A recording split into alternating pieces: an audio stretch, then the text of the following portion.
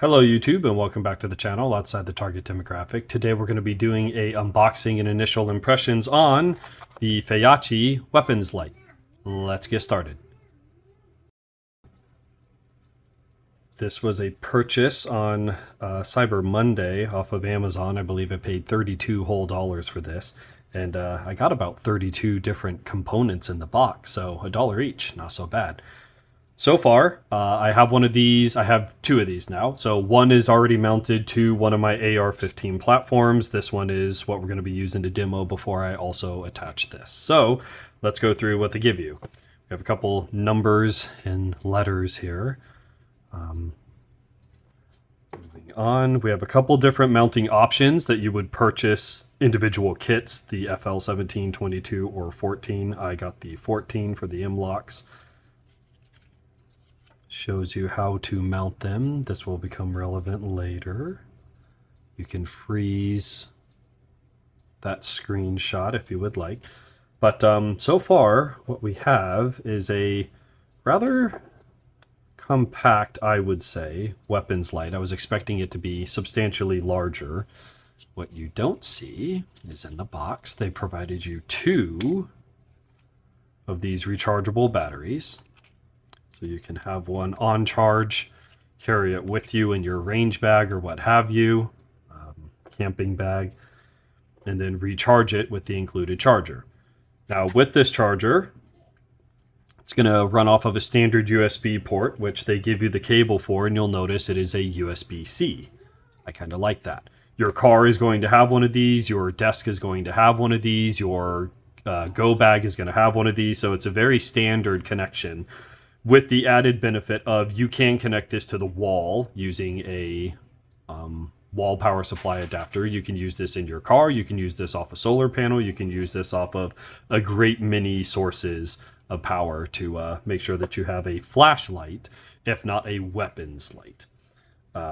So these are a 2.2 amp hour capacity, so pretty decent, probably not the largest capacity in the same footprint, but you have two of them. So the box says it will run for 50,000 hours. I imagine that's more the lifespan of the LED, but we can see, does it say 3.5 hours, which I imagine you're not going to be running it for 3.5 hours straight. But it comes with two different terminals for the back. You have a tail switch, and this thing is freaking bright, let me tell you. They say it is a 1200 lumen, and I have no way of confirming that. I do have a 400 or 500 lumen flashlight as my EDC carry, and this one is substantially brighter, and my hand is actually warming up 3 inches away. Yeah, it's warming up. So it doesn't say anywhere in the paperwork, but it is also a pretty efficient hand warmer should the need arise, but incredibly bright. And here's what I love. Watch what happens when I hit the tail switch. Okay, now watch what happens when I hit the tail switch. There's no third setting bullshit. There's no here's high, here's low, here's SOS strobe, here's it is binary. I am on and I am throwing all the lumens I have. I am off and I am not throwing the lumens I have. Very basic, very simple. You don't have to learn it. You don't have to configure it. You don't have to read the instruction manual to determine what setting you need to do and how to get to it. It is a binary flashlight. It is on, it is off, and it is incredibly bright while it is doing it. Switching over to from the tail switch to the weapons light switch, we'll notice a couple things here. So first, we have some interesting geometry here. What they did is there are 3 individual buttons in here, 1, 2, 3, and they are for your temporarily on. Now each one of them has a tactile and audible click to them. So you can hear the mechanism clicking on and clicking off. Very nice. And that pad is 1.5 inches, so you're very likely to be able to thumb on your flashlight should the need arise, even in the dark, which is where you're probably going to be using the flashlight. And then you'll notice that there is a pronounced hump here. So that gives you an index, and that you can slide your thumb up until you hit that, and you know your thumb is on the temporary pad, in addition to this one being a press and it stays on setting. So this one's much smaller. It's more raised, so you have two indicators that is going to be your turn it on and it man, that's bright, and it stays on setting. Through my testing, if I turn that on, hitting these switches does nothing except draws attention to yourself. Okay, and then your temporary, you can do a strobe setting if that's something you're looking for. I never understood it myself, but if you're breaching or doing something law enforcement, I imagine you wouldn't be buying this light. But anyways, it is something you can do. As far as the wiring is concerned, unstretched, you're looking 11, 12 inches. And then with the coil here that is extendable, you're probably looking 2 feet. So you should be able to route this wherever it needs to go, regardless of the length of the rifle you are mounting it to.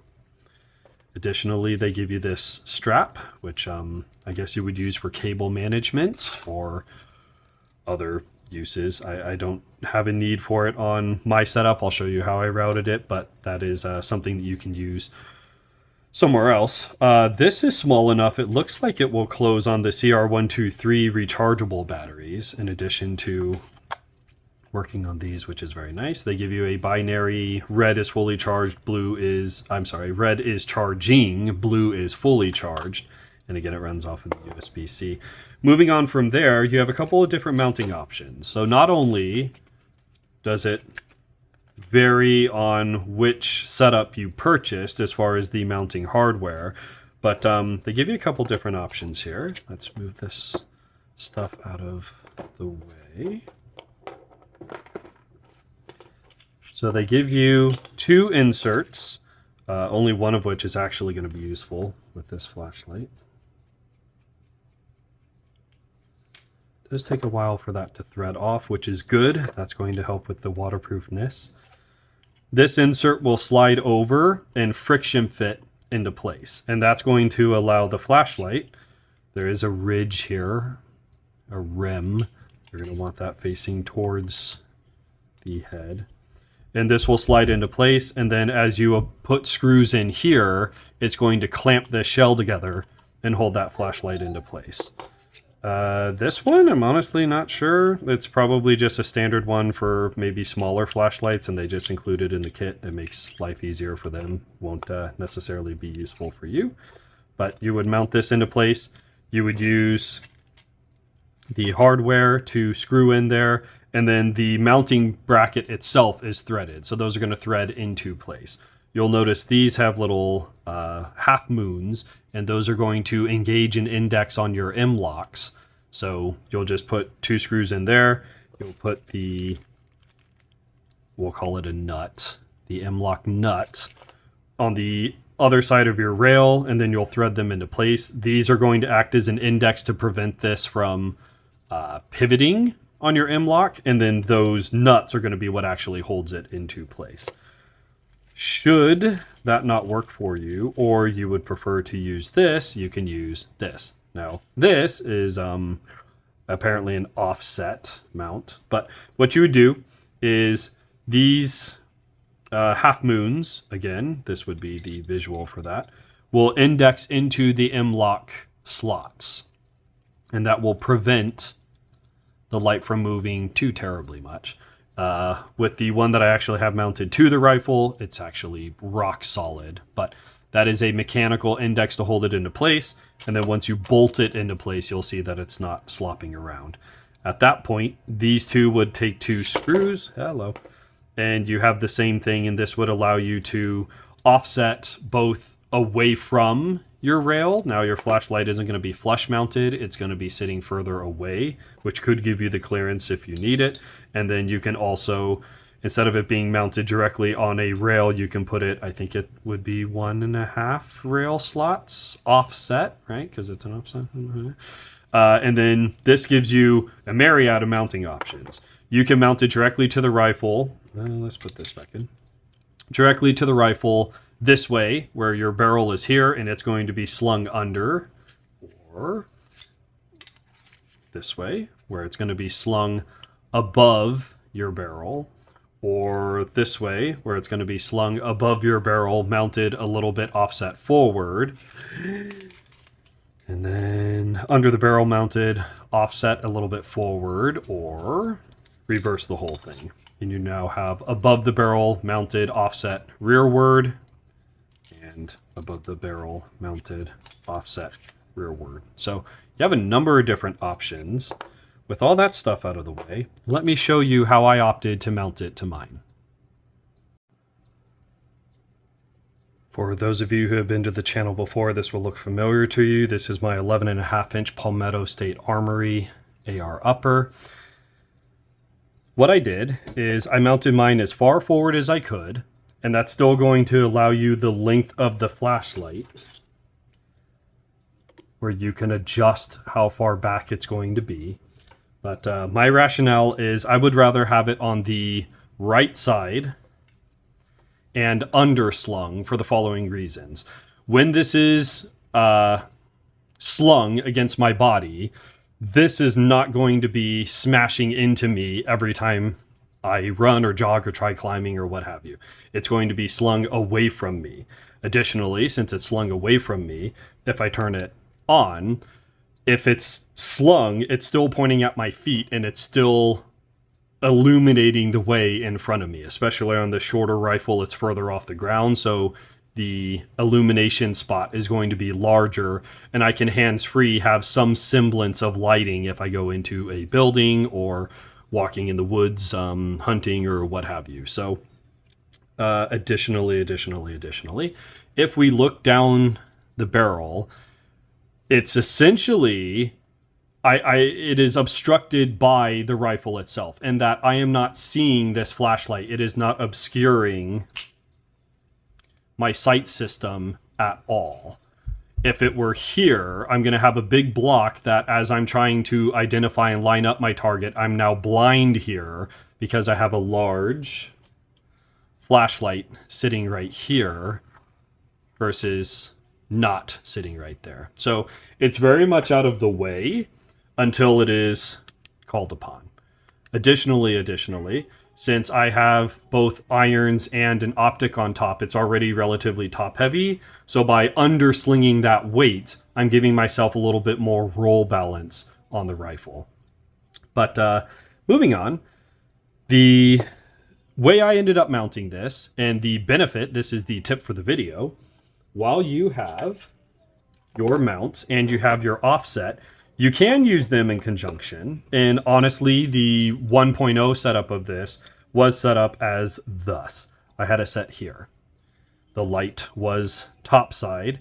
And the thing I ran into is with the sights, they sit proud, I guess. They are wide. So I was hitting the frame, I was hitting the body of the flashlight. So there's not really enough slack in there. This wanted to sit pointing off to the side a little bit. It didn't work for my purposes. So the beauty of this system is, yes, while there's a bunch of hardware, you can adapt it to your rifle, your configuration, where you want it to be, and whatever accessories you do or don't have on the rifle. So I decided I didn't need this weight, and I decided to undersling it. Well, now I still have this, so what can I do with this? As it turns out, you'll notice I have it on the bottom of the rifle. So what I can do is that gives me a essentially vertical grip. It gives me a hand stop, a finger stop. So I have two different levels. Let's go here. I have 1, 2, and that will give me a place for my fingers to sit and hold the rifle a little bit better, especially since I just ate up a little bit of the rail with this flashlight. I can do a big boy grip and do like that, but this gives me a very nice place to index my hands. And by indexing my support hand, notice where my thumb sits instantly. So my thumb is out of the way of my sights when I need to use them. It's sitting right here on the grip, but I'm not grabbing the rifle and turning it on. I have this vertical grip, this index, this hand stop, where I can hold the rifle just by using that. If I go up over, I have a nice place, again, indexing my thumb onto that pad. If I want to, if I need to, I can go here, I can go here. And I know if I press down, I have my temporary. And if I lean back and hit that button, I have my always on. Works pretty well. This is version 2.0, so subject to change, but it doesn't come with, and this is the one thing I don't like about the kits that they give you, there is no adhesion pad, there is no double-sided tape, there are no zip ties, there's nothing like that. I suppose the only thing they did give you was the elastic, not even elastic, just Velcro strap, which makes noise. Collects dust and mud and moisture and holds it in places, and I don't care for that. You know, it doesn't hold dirt and moisture and mud and stuff and doesn't make noise. 2 black zip ties. So is it appealing? No. Is it going to get the job done? Yep. Is it version 2.0? Yep. But honestly, I wonder how many of you saw that those were there until I mentioned it. But that holds it in place rather well. There's just the least amount of sloppage up there, but that's even, you know, it returns, it springs back into place. So I'm not super concerned about that. We have a lower portion here and a lower portion here in between the 3 switches and the 1 switch. So that's, of course, a good place to put that. And then this one is on top of the mount or the wire harness, which is going to prevent that from flexing quite so much. I then routed it back on itself, wrapped the cableage underneath the mount, and it's actually relatively clean. The cables aren't really in the way if I'm grabbing, you know, choking up on the rifle, but I do have some M-lock mounts coming that I may end up replacing this with, depending on how well they work. But the other considerations, it used to be my understanding that one would use a flashlight in the following manner.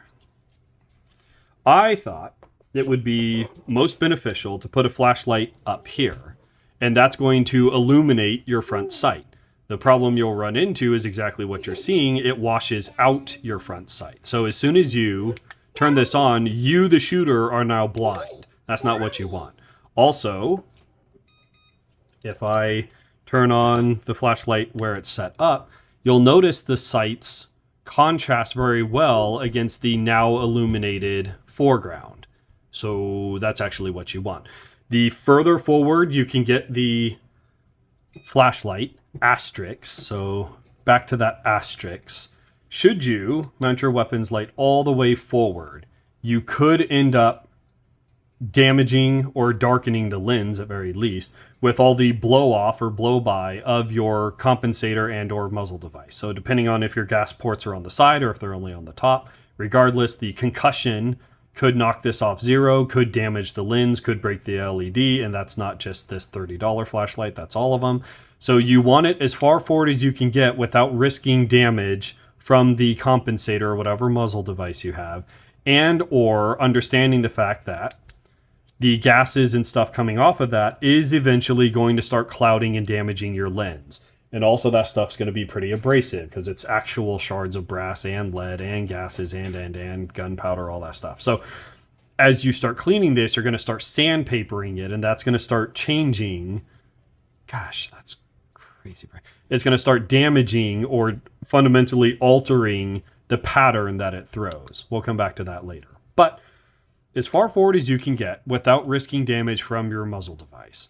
The other side of that is, and we'll be using this one as reference, if I mounted this further back, you'll notice I'm now blind for a third of my light circle, right? So this, I'm illuminating the whole board.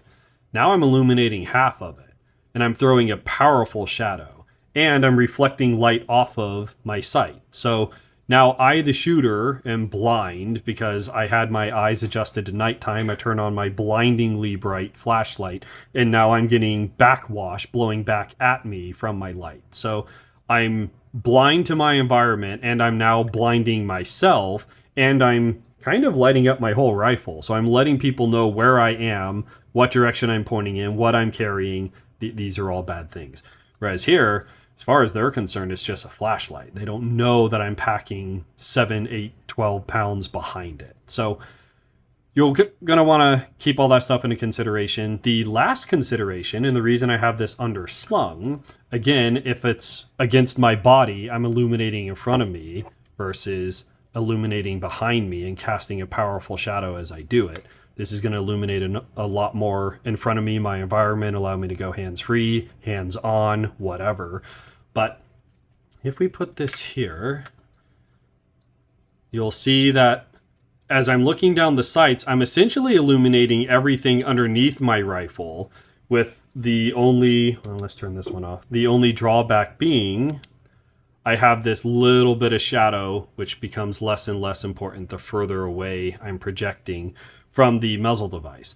But I'm illuminating in front of me, especially down below me, which enemies, combatants, someone breaking in is more likely to be in line with or below my muzzle than up on the ceiling, right? So I would rather be able to see in front of me and prioritize what's below the rifle than above it. By that I mean, if I were to put this on top, I'm now providing a shadow down low, which if I'm looking down the sight is kind of in line with the muzzle, right? So if instead of it being 1.5 inches low, it was 1.5 inches high, I'm now kind of, you're going to have a shadow either way.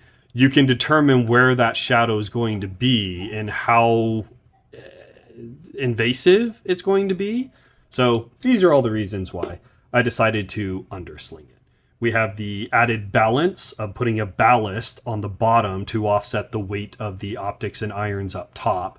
It's out of my way. It's not hitting against me as it's slung against my body. If I present the rifle, I, the shooter, don't even see it. I don't see that it's there.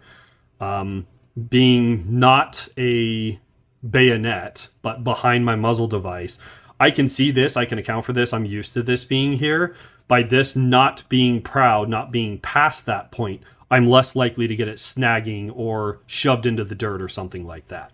And as a flashlight that emits light, the more dirt, mud, water, moisture, banging, clanging, broken lens, all that stuff that this doesn't have to suffer, the more quality that beam is going to be. And then again, oh man, that is fantastic. So I can put my index finger on the front part of that or the back part, and I'm still in line with my pressure switches. And it gives me a great way to handle the weight and the balance and the navigation of the rifle. So all in all, we're looking at $31, $32 on sale. That's going to be dependent on time of year and when you decide to purchase, but I'm very happy with it. It's not even that heavy, and we'll be bringing out the science box here shortly. But that is how I have it set up, why I have it set up like that. Let's go ahead and roll in some of the testing that I've done so far, and then we'll come back to the science box. So I have reason to be out on the property tonight. Figure I would try the weapon light. So we're going to set it to the on position. Hi, Nora. So I don't know how well you can see, but if I switch hands, even in the rain, I can barely make out my target range down there, which puts us at probably 170 yards away. So pretty decent. And it's illuminating, let's see.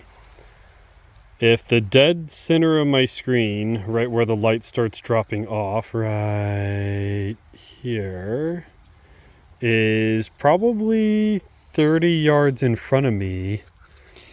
I would say it's about 30 yards across. So it does have a dedicated circle in the middle. Let's see, like that. So you have a brighter circle in the middle, and then it gets, actually, it seems to keep its brightness on the outer edge. So from here to here seems to be about the same brightness, and then it has a let's bring it in. So right here until right here is a dimmer ring. But so far there's Togo. You can see her quite clearly. I would say it illuminates, yeah, I mean, that's just shy of 200 yards. I'd say 170 to the tree that's being illuminated right here, all the way back there. So let's head into the woods and see how far it throws in there. Just made it back into the woods. Let's go ahead and give it a try. So it is misty out, it is raining out. And so far, I'm rather liking it. Even in the mist, it illuminates quite a ways. I would have no way of confirming this, and I will admit I'm a terrible judge of distance when I can see things. But I'd say probably 200 yards, no problem. And I kind of like that even right here, the light opens up pretty quickly. So it's not like a laser beam. It's not a very tight light. It's not a narrow beam. But it does punch more in the center, which is what you would want. Arguably, I don't know how well you can see on that tree as I illuminate it, but there's almost a brighter circle, which you could use as a targeting cone. If you don't have a laser or something, if you need a quick shot, you would be able to line up the brighter circle, and you could imagine, and probably would be better if you could confirm, that the you know, during the day on a range, that your shots land within that brighter circle. But that would give you an ability to quick shot, especially if you put this on a shotgun or something with a scatter pattern. But so far it illuminates very well. Even in the dark, I can feel the individual buttons on the pressure switch. I did note that you have 3 individual buttons on the lower portion. Of course, I can't show you this out here, but I will show you indoors. You have 3 you can still, you can hear I'm pressing them. 1, 2, 3, and those are the going to be on when I press it lights, versus the much larger button that requires a larger push, a larger recession, in order to get the stay on without using your hands light to be on.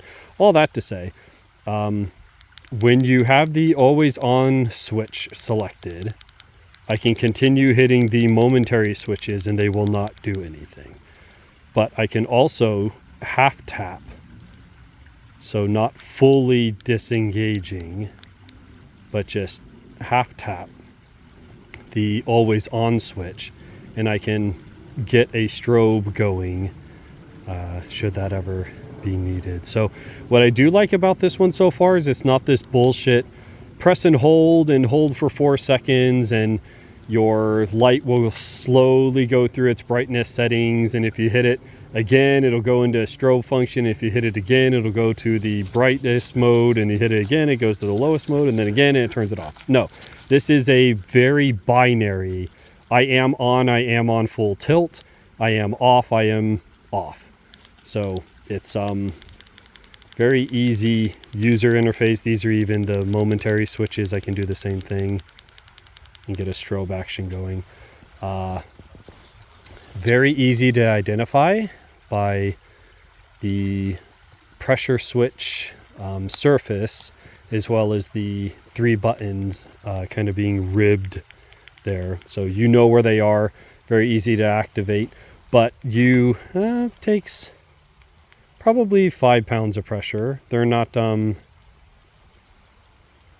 there's the always on switch, and that one's probably, if the momentaries are 5 pounds, the always on is maybe twice as heavy, so call it 9, 10. But they won't accidentally cycle on. You have to intentionally press them, but you get an audible and tactile feeling it through your fingers, the clicking of the switch mechanism. So far I'm liking it. Tonight isn't the best time to be showing you the distance throw and everything. One, cameras don't do too well in the dark, and two, it's misty, foggy, as you can see in the light right now, but it illuminates a good ways in front of me. So far I'm liking it. It doesn't add too much bulk to the rifle. I do have it mounted, if the rifle is upright and I'm looking down the barrel, it's at about 4 o'clock, 5 o'clock. But yeah, so far I'm liking it.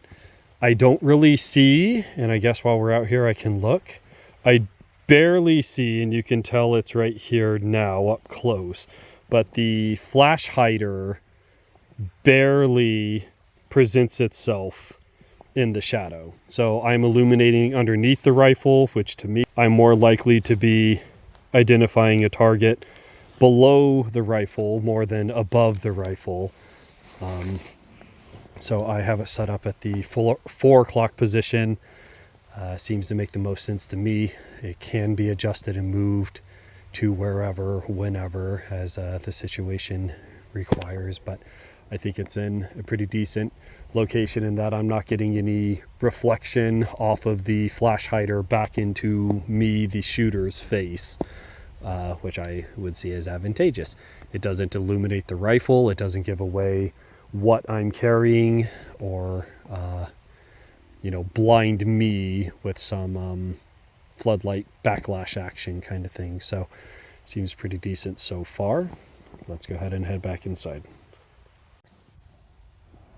On our way back up, the barn right in the middle of the screen there is 100 yards away from just past the dog, who's of course taking a crap, but that is the shooting range backstop, and the middle of that barn is 100 yards away. So it's showing up pretty well on camera.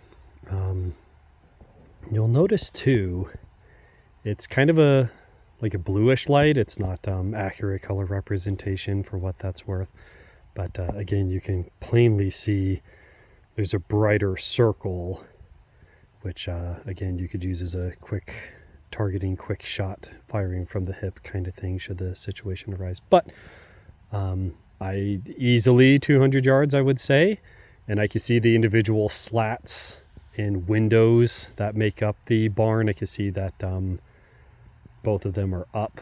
I know that's the case, but I can also confirm visually, so I don't know how well that's showing up on camera for you. I want to say these were $31 on Amazon, which I was just playing with it last night before I mounted it onto the rifle, and just having the option of a tail switch and or the pressure switch. That tail switch on there, pretty decent everyday carry light, very bright, lightweight, relatively slim. I don't really feel a weight burden or unbalancing by mounting it on the rifle. I'll show you a couple tricks on what I did with mounting it there, but so far I think it's pretty decent. We're going to do a cold weather water test on it, and then I'll have to do a follow-up video on how well it stands up to recoil. Being designed as a weapons rifle light, I imagine it would be able to absorb the punishment that is the savage recoil of the 223, but we will do some tests on that. I'll probably just switch it onto a couple different rifles as I zero them and do a couple magazines worth of shooting through them and see how well they hold up to recoil. So let's head back in. So while I already have one mounted to the rifle, this one, you'll notice, is not. Pressure switch works. Freshly charged lithium-ion battery that it came with. I'm going to go ahead and throw it in the snow. Super exciting stuff. So I'm going to let that sit. Tonight is calling for a low of 42. It's currently 47, 48. So these are going to be conditions you may find yourself in if you're hunting or outdoors. We will assuming it passes this, we will throw it into the freezer, which is below freezing, as the name would imply. But let's start with this. We're going to leave it overnight and see how well it fares. Give it probably 12 hours in the snow and check back in and see if it's functioning. We are 24 hours later.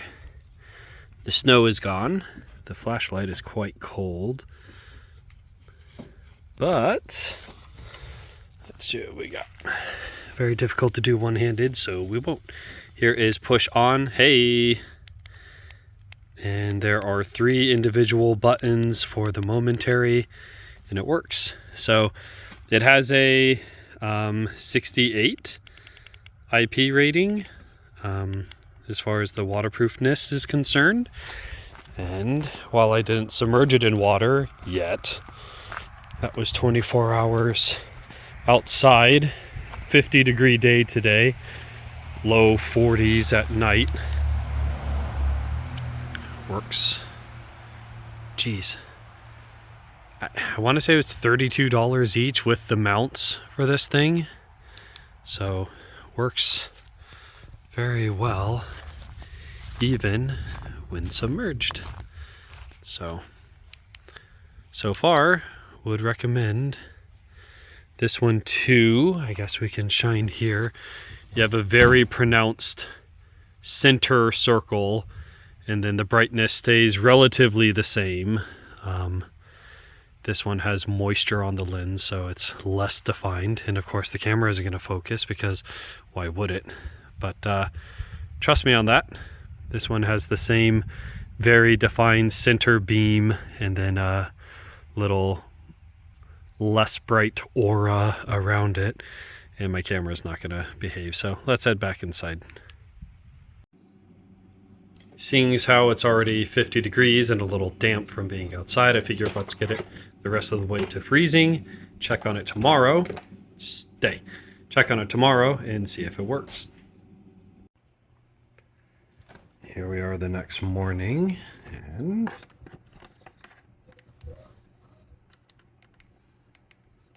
everything appears to be working.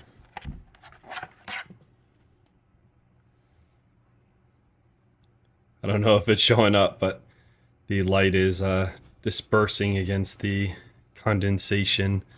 That's kind of cool. So it passes the freeze test. So with that testing out of the way, let's go ahead and go to the science box. We're going to zero it. This is just the flashlight. Just the flashlight with the battery and the tail switch. Just shy of 5 ounces.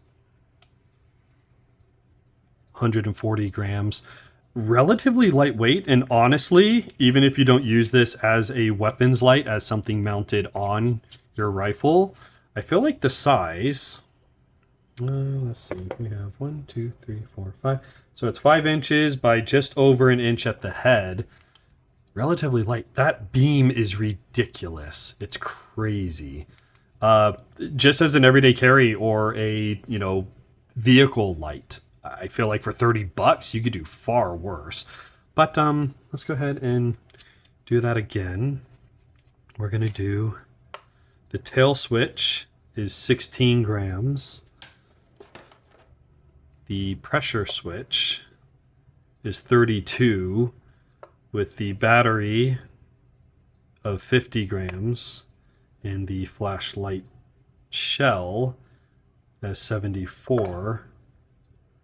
We're now looking 151 grams or 5.3 ounces. So less than half a pound. Not too terrible. The body itself, since we're doing it, 2.6 ounces. The battery, 1.6. The pressure switch, just over 1 ounce, all combined. We're looking at 5.3. With the standalone bracket, 1.4 ounces, 40 grams. For what it's worth, that's not going to weigh anything. It's not even going to show up. So This is the shroud to make it fit in that. It's not even worth measuring. And then your offset, 22 grams, just shy of 1 ounce. So if you put everything you would need to make it the weapons light, including all the hardware bits, minus the Allen, you're looking at 8 ounces and 230 grams. So relatively lightweight, I would say. Again, I really have no frame of reference, but you do not notice the added weight to the rifle. Granted, this is an 11.5-inch upper, so most of the weight is relatively balanced or a little bit closer to the shooter than, you know, if you were to sling 250 grams off of a 20-inch AR versus the 11-inch, you're going to feel it a lot more further out. But I would say for the price and for the weight, this is definitely a no-brainer. That would be the hardware, the bracket, the flashlight. So on mine, I'm saving 40 grams, 20% by not having this as part of the flashlight. Again, I'm using this as a finger index, as a essentially vertical rail or a vertical grip kind of thing. But also, it's not at the end of the rifle where it's going to be the most heaviest. It's a little bit closer to me, and for the weight, and especially it's something I don't have to buy. It came with this package, so it's already here. You might as well put it to use. That's what I ended up doing with mine. I think that's about it. Of course, the hardware will pour. Why wouldn't it? The last things I have are, again, I bought 2 of these, so I'm going to be putting them on 2 different rifles. I would say the cable management's probably going to be the larger concern, and there are M-LOK sets that you can get. Mine I got off of a website. I think you get 12 individual pieces for like $5.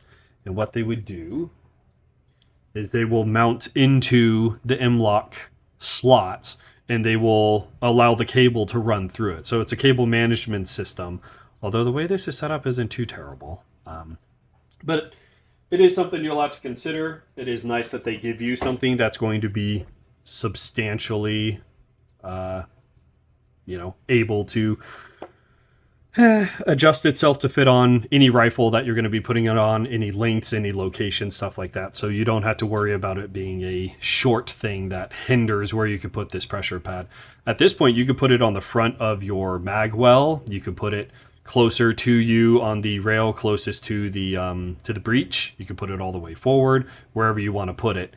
And the fact that the majority of it is already spring loaded, so it's going to retract. And you can also do something like this, which is what I did on mine. The more you wrap this, the more that coil is going to already start binding itself up and make it easier to secure than something that's just flapping around like this.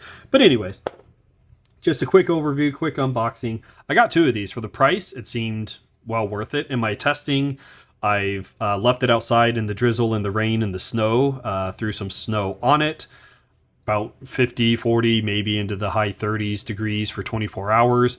Watertight, held up just as bright as it was before, as far as I could tell. Threw it into the freezer where it, is freezing. And mechanically it worked. Electronically it worked. The only other thing I can do is test recoil, which is not something I'm able to do right now. So what I can do is, since this is simple enough to remove, I would recommend Loctite on these, which is what I did with my lower or upper. But it's simple enough to come off, and most of my rifles have some semblance of M-LOK somewhere. So I should be able to mount this onto all of the rifles I use throughout the next several months. So I will try relocating it, try and keep count of the number of rounds it's sustained. But the savage recoil, that is the 5.56 or the 223, with a 7, 8, 12 pound, 14 pound rifle, depending on which one I'm taking, I imagine there's not too much shock that's going to be absorbed by this guy. If anything, the concussion would be my larger concern, being that close to the muzzle device. But we will do a follow-up on how well it's held up, and we can, again, do a follow-up video on that. So far, the quality is there. There are O-rings for each one of the locations that these thread onto. So we have an O-ring right there, an O-ring on the back. 2 batteries, a charger, a USB cable, all the things you would ever need to put it in all the places you'd ever want to put it. For 30 bucks, there has to be a catch. And that is my unboxing and overview of the Feyachi weapons light. So far, I don't see anything that stands out to me, alarm bells ringing or anything. It survived the testing that I put it through.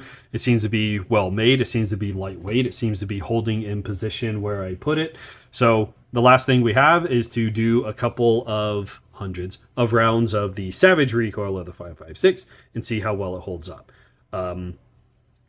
So far, I think money was well spent. I can now have 2 lights on 2 different rifles, which is 2 times more than I've had.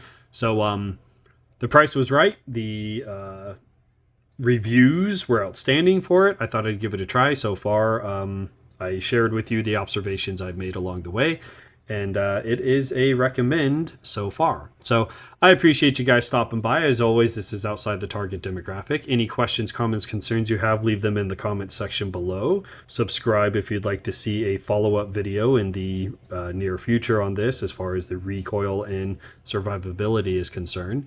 And until then, I'll catch you guys in the next video.